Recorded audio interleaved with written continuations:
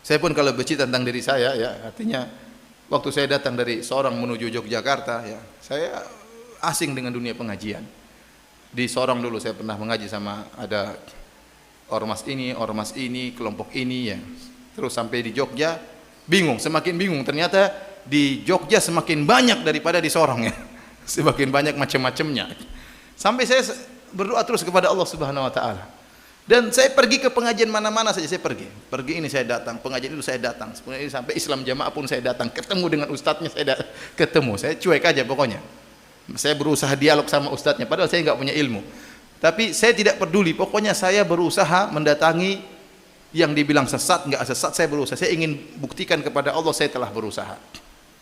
Saya buktikan kepada Allah saya telah berusaha. Saudara Allah, alhamdulillah, ya.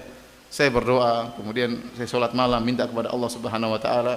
Tahu-tahu Allah mengiring saya kepada apa? Sunnah Nabi sallallahu alaihi wasallam. Tahu-tahu saya ketemu dengan dai yang menyuruh kepada sunnah. Meskipun waktu itu saya sempat ketemu orang-orang yang tidak suka dengan sunnah dan benar-benar menjelek-jelekan itu dai-dai seperti itu. Benar-benar saya terpengaruh awalnya. Tapi doa tidak saya berhentikan. Saya terus berdoa kepada Allah. Kalau memang saya terakhirnya di sini, ya Allah, saya punya hujah. Saya sudah berdoa dan saya sudah berusaha, kau tidak bisa menyalahkan saya. Maka saya berusaha dan berusaha, alhamdulillah tahu-tahu saya digiring kepada dai-dai yang menyuruh kepada sunnah Nabi SAW. Padahal begitu banyak cercaan yang saya dengar dan saya sudah hampir condong untuk menjauhi mereka, ya. Saya masih ingat waktu di Jogja, ya, ada pengajian Ustadz Sunnah. Saya datang dan saya debat itu Ustadz. Saya tidak ingin sebutkan namanya, tapi Ustadz itu terkenal, ya. Saya debat itu Ustadz tidak bisa jawab waktu itu. Saya masih ingat. Tuh katanya mati kok tidak bisa jawab. Saya masih ingat itu.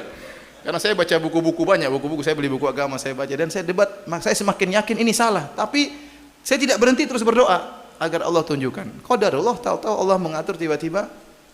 Padahal saya sudah benci, sudah antipati, tahu-tahu hidayah datang dengan sendirinya.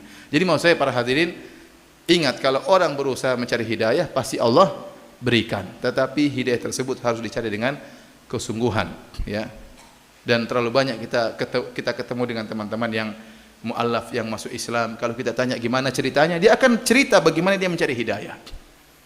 Saya begini ceritanya, saya begini, ketemu, saya belajar, saya berdiskusi, berusaha mencari hidayah, Allah beri petunjuk.